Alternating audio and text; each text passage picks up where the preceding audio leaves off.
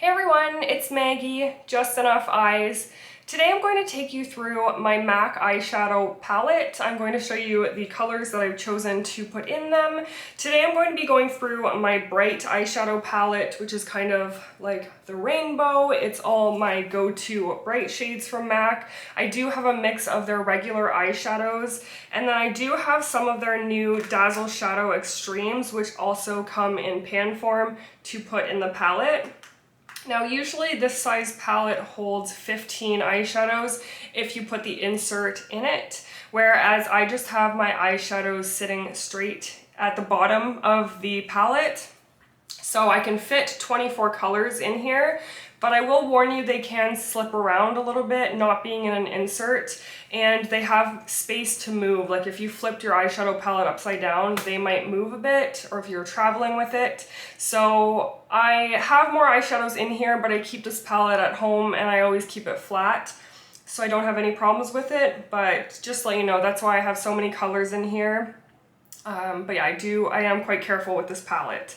So the Pro palettes are really good because usually when you buy one eyeshadow, it's $20 from MAC, whereas if you buy it in the Pro pan, you can get it for $10 or $11, I think $12 if it's a Dazzle Shadow Extreme.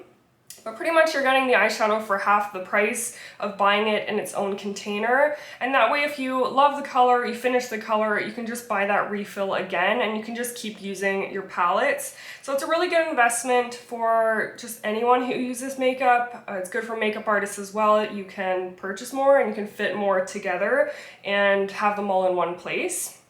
So I've done some swatches and I will put up a photo of the eyeshadows, and I'm going to be going through them this way: top row, second row, third row, fourth row, and I'll give you my quick analysis of the colors and how I like to use them. Okay, so the first one is called Haute Sauce. This is one of the new eyeshadows. They reformulated a lot of their shadows this year. Came out with a ton of new colors, which was really exciting. A lot more purples, a lot more shades all around, and they did reformulate a lot of the old colors. One in particular, Carbon. So the old black in comparison to the new black looks pretty gray, whereas this new black is super rich, very pigmented, a tiny bit, goes a really long way. So I was very excited about that, and you'll see in my swatch how rich and how black that new black is. So Haute Sauce is one of the new shades. It's a really deep red, kind of like a blood red. It can take a bit of work to build up, but it is really nice. Reds are always hard to formulate to get them really smooth and pigmented. I do like this one. I like building it up in the crease as well. So it's a really beautiful shade. Next we have Red Brick, which is a very fall color to me. It's an orange, but it's also kind of a burnt orange, which I think makes it more wearable. It's not a neon orange by any means, so it looks really good. It'll warm up any skin tone. It makes the eyes pop just because it has that warmth to it. And that one is super matte, super creamy, very pigmented. I really recommend that color. Next is Coral, which is one of the new shades, and it is not as pigmented like as Red Brick, but what I like to do with Coral is use that as a blending out shade. So if I was doing a red or orange look, I would take Coral on a crease brush and really blend it out to diffuse it back to my skin color, and it works really well for that. Sometimes it's nice to have shades that aren't as packed with pigment because you can really use them as transition shades. Next is Chrome Yellow, which was actually the first color I ever bought from MAC probably over 10 years ago. It's a very bright neon yellow. It is such a bright pop. It is a matte finish, a really beautiful color.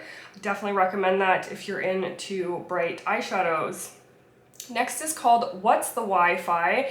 This is a new shade and I absolutely love it. It is neon, it is lime green, it is super bright and makes a huge impact.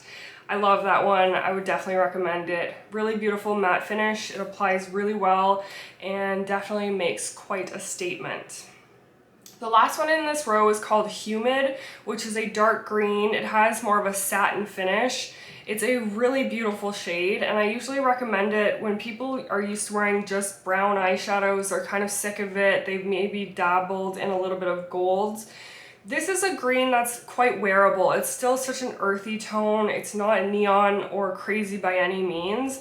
You could even use this to make like a little bit of a shadow liner or apply a little bit on your outer part of your lid. It's just a beautiful color, super creamy, very blendable. I definitely really love that shade.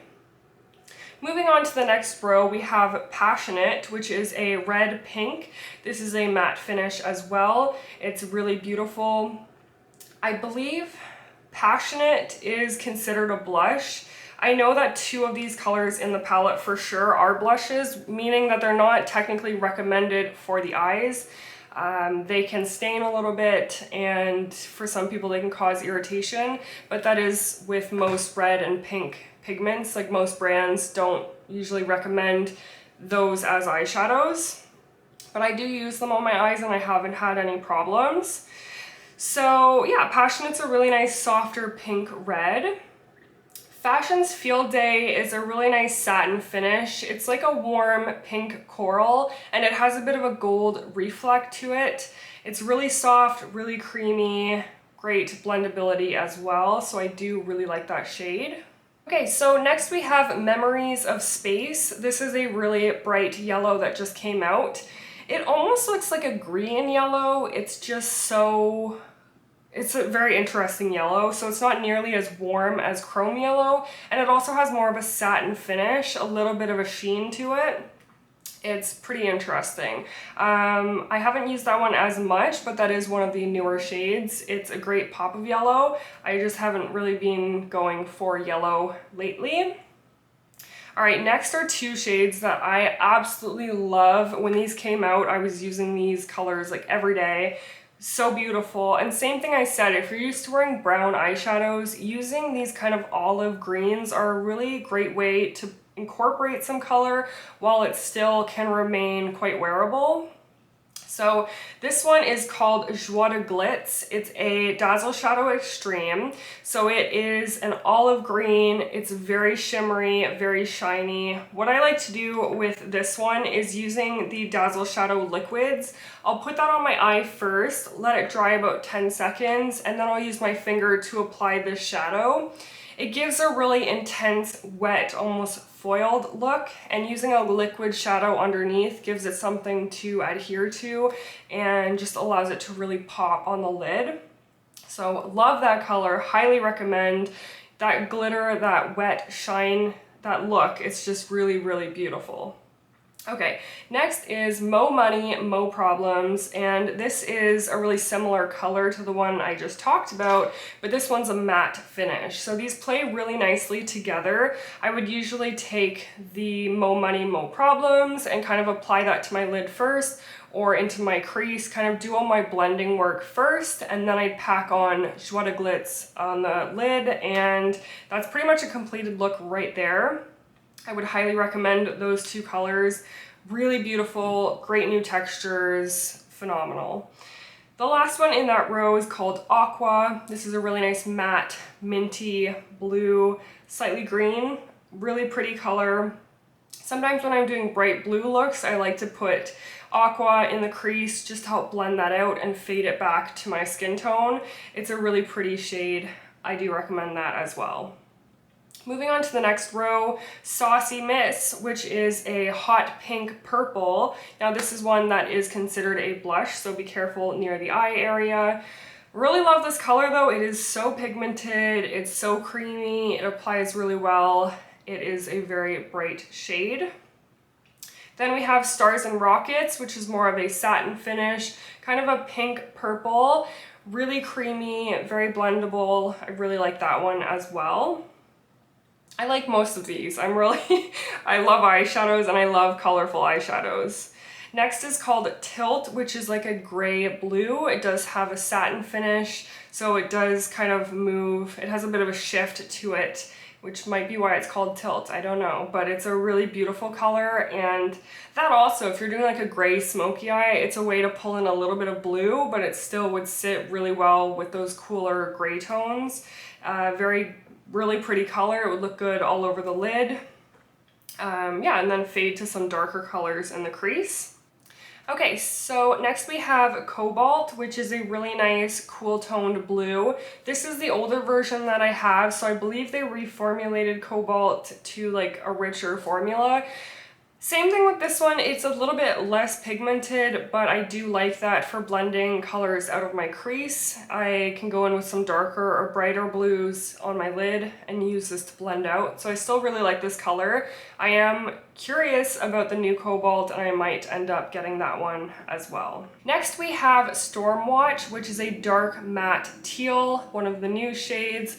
Really beautiful, very creamy. It does remind me a lot of Plumage.